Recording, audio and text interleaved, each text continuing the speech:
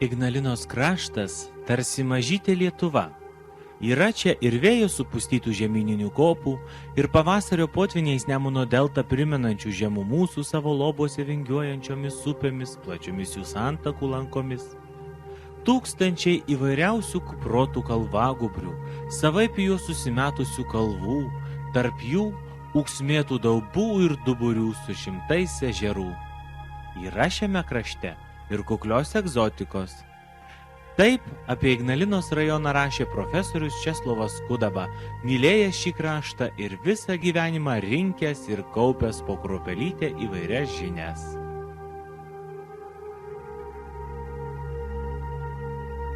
Įkūrus Aukštaitijos nacionalinį parką, apie rajono vakarinę dalį pradėta plačiai kalbėti. Žmonės sužinojo apie įdomiausias gamtos vietas ir archeologinius paminklus, o rytinė Ignalinos krašto dalis iki šiol yra mažiau žinoma, nors joje nemažai nuostabių gamtos kampelių ir ypač turtinga istorinė praeitis. Čia aptikta net akmens amžių siekiančių radinių. Spėjama, kad vakarinėje šitoj Ilgio ežero pakrantėje, prie ištekančio upelio, prie kurio mes čia stovime, buvo akmens amžiaus gyvenvietė, kurios radiniai aptikti buvo statant va šituos pastatus, kur dabar yra įsikūrusi sienos apsaugos tarnyba. Statybų metu tie radiniai dingo, saugomi nebuvo. Čia kaltas yra okupacinis laikotarpis. Čia daugelis tų rastų radinių, jie Lietuvoje neliko. Buvo išnešioti, pateko į privačias kolekcijas arba iš viso buvo sunaikinti. Ignalinos rajono teritorijoje užsimezgė rūgšniuotosios keramikos kultūros židinys. Iš jo išsivystė rytų Lietuvos pilkapių kultūra, kuri tęsėsi iki Lietuvos valstybingumo susidarymo. Taigi galima sakyti, kad šitame krašte Ignalinos rajono rytinėje dalyje mezgėsi Lietuvos valstybingumo daigai. Ypatinga šitas kraštas, tuo ypač archeologiniai paminklai, kad čionai pilys buvo statomos ne ant kalvų. Buvo ir ant kalvų, bet buvo statoma daug lyguminio aptvarinio pobūdžio pilių. Viena iš jų stovėjo kaip tik Ilgio ežere, prie kurio mes dabar stovime, esančiame Rudakampio pusiasalyje. Va čia mato šitas pusiasalis. Čia stovėjo aptvarinio pobūdžio pilis, kuri sugriauta buvo 13 amžiuje. Jos liekanas paslėpė laikas ir žmonių ūkinė veikla. Ir tik atsitiktinai tarpukariu buvo surasta jos liekanos.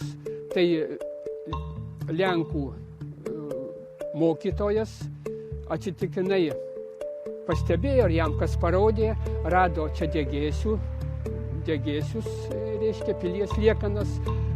Radinių dar buvo ir keramikos šukių, kaulų ir kitų radinių, kurie liudija, kad čia stovėjo pilis lietuvių. Yra išlikę gynybinių griovių liekanos.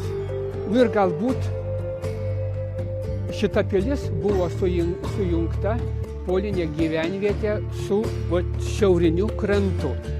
Per šitą kraštą tiesėsi lietuvių genties didkelis, kurios čia šalikelėse kūrėsi gyvenvietės ir stovėjo signaliniai aptvariniai bokštai, kuriuos prižiūrėjo tuo metu pagoniški žyniai. Jie perduodavo signalus. Vat kaip tik toks liekana tokio bokšto yra, reiškia, vietovardis išlikęs Būdakaimis. Centriniai bokštai buvo Nevaišių aukštumoje, kur yra Strakšiškių ir Jakaviškių piliakalniai.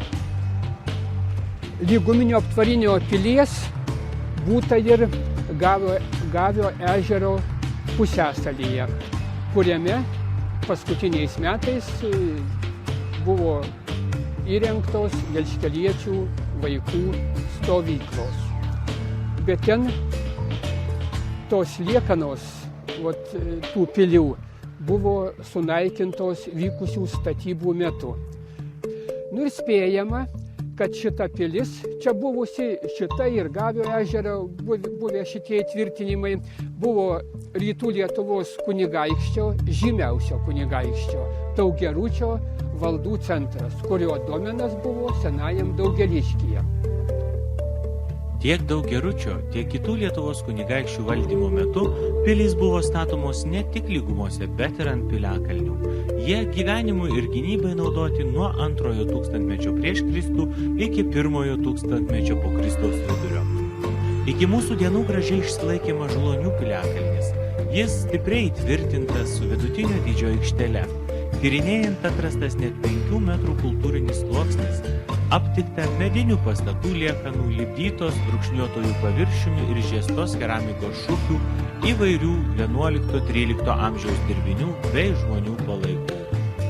Charakteringa yra tas, kad prie rastų griaučių nebuvo jokių įkapių.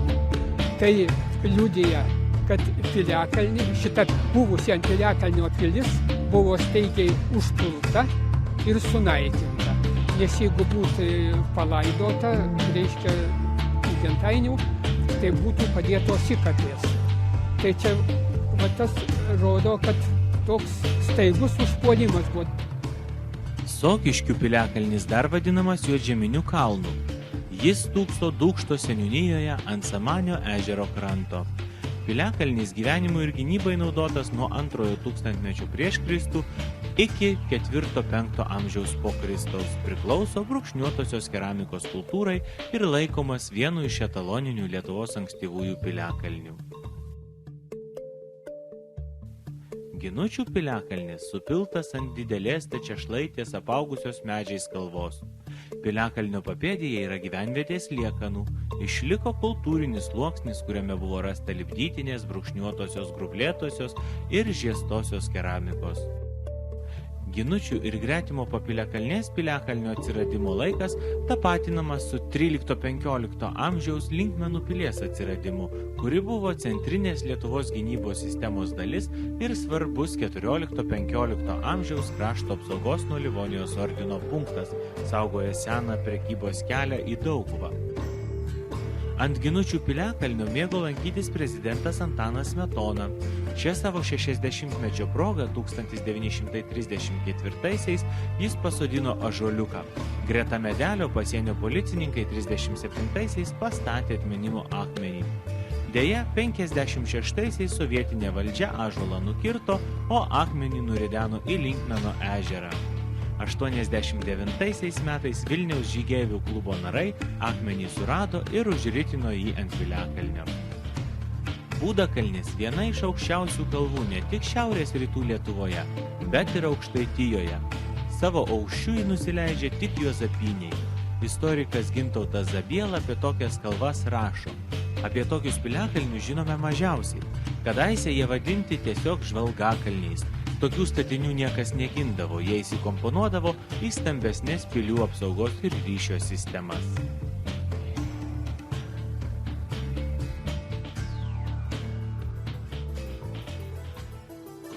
Senovės laikus mena ne tik piliakalniai ir pilkapynai, nemažai mūsų krašte ir mitologinių sakralinių objektų.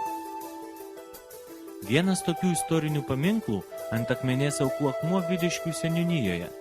Tai 4 metrų pločio ir 6 metrų ilgio, iš kurių virš žemės iškilę beveik 3 metrai aukuras. Pasak padavimų, ant akmens nuo seno buvo deginamos aukos. Net iki šio amžiaus vidurio žmonės į akmens daubą dėdavo maisto, linų, pinigų. Maldininkai akmenį lankydavo 10 penktadienį po Velykų.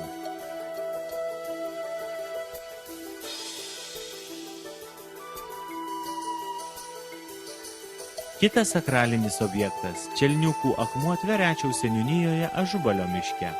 Manoma, kad jis minimas Kukutėlių kaimo ir Erzveto dvaro 1622 dovanojimo Tverečiaus vienuolynui dokumente. Pilkai rausvo granito, netaisyklingos formos kiek plokščiu paviršiumi, kurio viduje yra įdubimas panašus į žmogaus pėdos atspaudą, dar vadinamas velnio pėda. Pasakojama, kad velnias šokęs iš eglės ir akmenyje palikęs pėdsaką.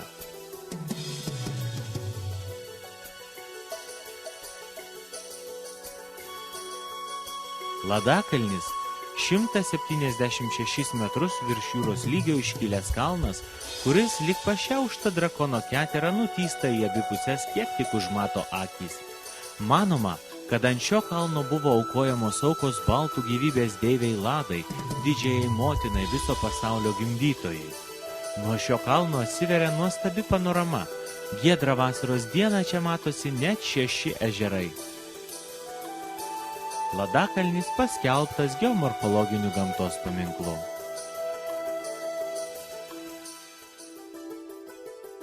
Trainiškio kaimelyje įsikūrusiame ant Baluošo ežero kranto jau apie 800 metų skaičiuoja kaimo vardu pavadintas Trainiškio ąžuolas. Jo kamieno apimtis kiek daugiau nei 6, o aukštis 23 metrai. Šis ąžuolas mena pagonybės laikus, kai Lietuvoje ošė ištiso šventų ąžuolų giraitės. Buvęs paprotys prieš uždarant gyvulių žiemai organizuoti žvėrūno šventę, o šventės pabaigoje sodinti ąžuolą. Vietovė seniau vadinta Treniotiške pagal Lietuvos kunigaikščio Treniotos vardą. Ignalinos kraštas senovės didžiųjų kelių sankryža. Joje kirtosi lietuvių genties didkelis su Peterburgo Varšuvos trakto atšakomis. Viena svarbiausių gyvenviečių tuo metu buvo įsikūrusi dabartinio senojo Daugėliškio teritorijoje. Senas Daugėliškis – užmirštos šlovės miestas. Viena iš seniausių rajono gyvenviečių, turinti didingą, garbingą istorinę praeitį, kuri mena galbūt pirmuosius mūsų valstybės kūrimosi etapus. Minimas plačiai istorinėje, kraštotyrinėje literatūroje. 1511 metais buvo pastatyta bažnyčia čionai, buvo labai turtinga biblioteka senam Daugėlišky, ir visos kitos įstaigos, kurios privalėjo būti mieste. Toks miestas. Kunigaikštis Daugerutis turėjo didelę lyguminio aptvarinio pobūdžio pilį, kuri buvo pastatyta Virekšos ežero pakrantėje, apsupta gynybinių griovių. Teigiama, kad kunigaikštis Daugerutis, norėdamas prijungti Latgalą, dabartinės Latvijos teritoriją, prie kuriamos Lietuvos valstybės, užmezgė glaudžius ryšius su Latgaloje įsikūrusia Jersikos kunigaikštystė. Deja, jam nepavyko įvykdyti visų sumanymų, jisai žuvo 1213 metais, vykdamas iš Rusinų, pateko į kalavijuočių pasalą Latgaloje, buvo nugabentas į Cėcio pilį, kurioje jisai ir žuvo. Šį kartą tiek. Kitose mūsų laidose papasakosime apie gražiausius mūsų krašto dvarus, seniausias ir gražiausias bažnyčias, karo ir pokario metus, taip pat išvysite senų mūsų miesto ir rajono vaizdų.